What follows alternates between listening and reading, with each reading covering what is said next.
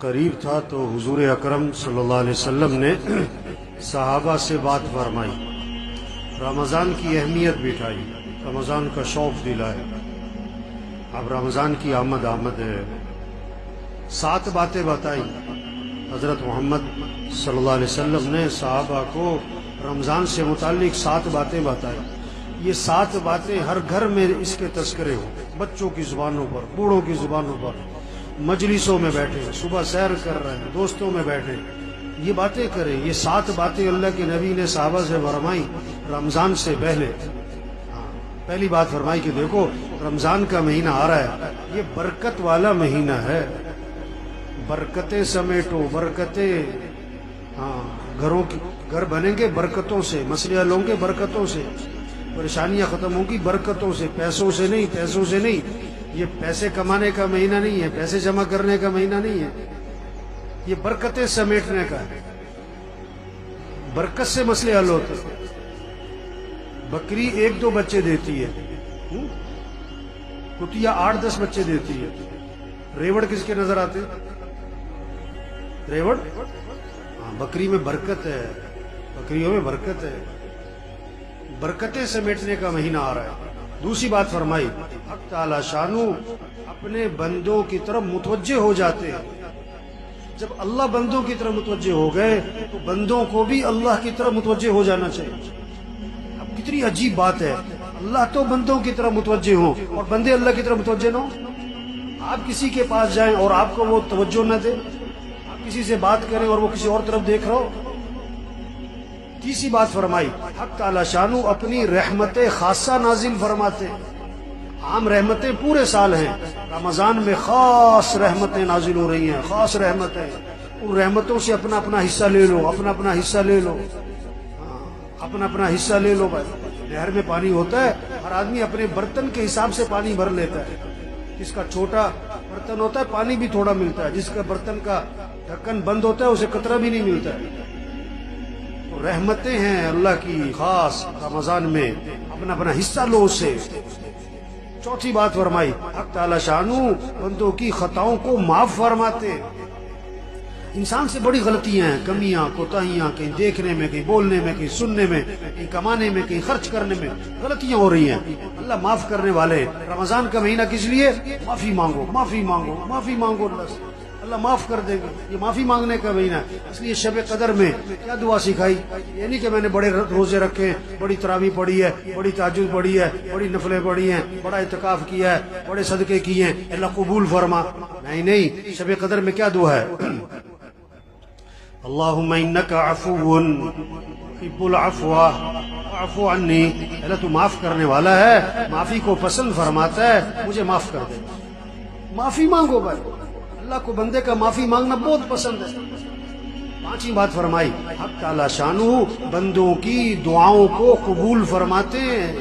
یہ مہینہ کس کا ہے؟ مانگنے کا۔ ہم سب محتاج ہیں، سب کی ضرورتیں، سب کی پریشانیاں ہیں، سب کے حالات ہیں، گھریلو مسئلے، کاروباری مسئلے، ملک کے مسئلے، عوام کے مسئلے، حکمرانوں کے مسئلے، مسائل، مسلمانوں کے کتنے حالات پوری دنیا میں۔ اب ان سارے مسئلوں کو حل کرنے والا کون ہے؟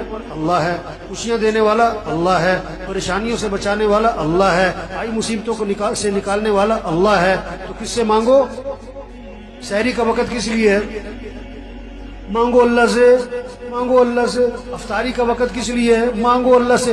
یہ افطار پارٹیاں نہیں ہونی چاہیے، یہ سب 2 نمبری ہے، کوئی افطار پارٹیاں نہیں بھائی۔ افطاری کرواؤ کن کو؟ جنہیں کوئی نہیں کھلاتا، اور عزت سے کھلاؤ، لائن میں لگوا کے نہیں، سڑکوں پہ جمع کر کے نہیں، عزت سے کھلاؤ لوگوں کو، جنہیں کوئی نہیں کھلاتا، جن کے گھر میں کھانے کو نہیں ہے، عزت سے گھروں میں راشن پہنچاؤ اور اپنی سعادت سمجھ کے پہنچاؤ، اور ان کا احسان سمجھو کہ آپ سے لے لیا، اپنا احسان سمجھ کے نہیں، یہ کہہ کر نہیں کہ تو نامی ہو، نہیں، عزت سے دو لوگوں کو۔ یہ افطار پارٹیوں کا مہینہ نہیں ہے تو عدلے کے بدلے ہو رہے ہوتے ہیں، اس نے افطاری کی میں بھی افطاری کراؤں، اس نے یہ بنایا تھا میں بھی بناؤں۔ نہیں، افطاری کا وقت کس لیے ہے؟ مانگو اللہ سے، ہر گھر میں فضا بنے۔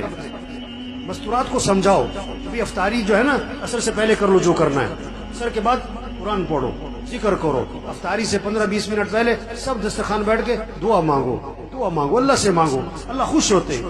فرض اٹھانے والے فرشتوں سے اللہ فرماتے ہیں جب رمضان کا مہینہ شروع ہوتا ہے کہ اپنی اپنی عبادت چھوڑ دو، اب تمہارا ایک ہی کام ہے کہ روزے داروں کی دعاؤں پر آمین کہتے رہو۔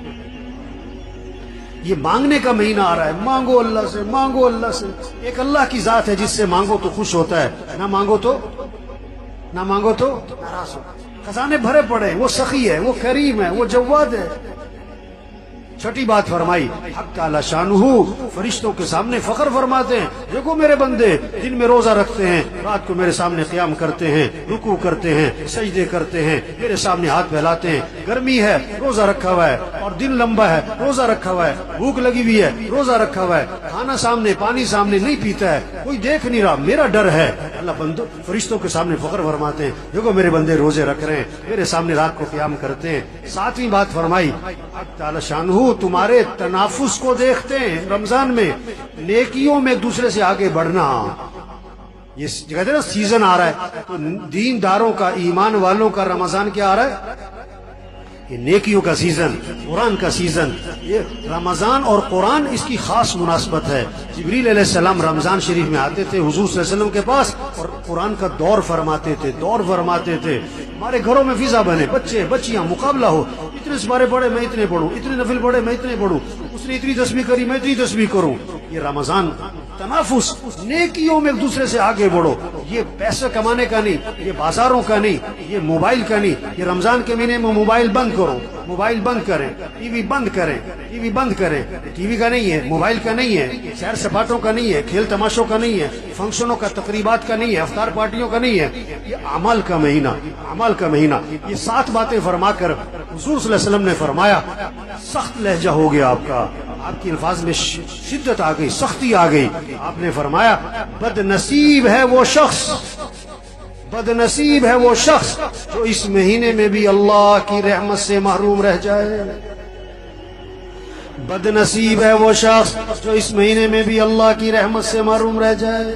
رمضان جیسا مہینہ آیا اپنی برکتوں سمیت، اپنی خیروں سمیت، اپنی رحمتوں سمیت، اور اس نے اس سے کوئی فائدہ نہ اٹھایا، اور رمضان میں بھی اس کی زندگی میں تبدیلی نہ آئی۔ اس نے رمضان میں بھی گناہوں کو نہ چھوڑا، اس نے رمضان میں بھی برائیوں کو نہ چھوڑا، رمضان میں بھی مسیح میں نظر نہ آیا، رمضان میں بھی جھوٹ نہ چھوڑا، رمضان میں بھی بے حیا برائی کو اور ماں باپ کی نافرمانی کو نہ چھوڑا۔ بھائی بڑا قیمتی مہینہ آ رہا ہے، اور پتہ نہیں کس کس کا آخری مہینہ ہے، پتہ نہیں کس کس کا آخری رمضان ہے۔ کتنے پچھلے رمضان میں تھے، اس رمضان میں نہیں ہوں گے، اور کتنے اس رمضان میں ہوں گے، اور اگلے رمضان میں پتہ نہیں کس کا آخری ہے۔ رمضان اگلے سال بھی آئے گا، ہم ہوں گے کہ نہیں یہ کوئی پتہ نہیں ہے، یہ کوئی پتہ نہیں ہے، یہ کوئی پتہ نہیں ہے۔ تو سب نیت کرو بھئی اس رمضان کو قیمتی بنانا ہے، انشاءاللہ اس رمضان کو قیمتی بنانا ہے۔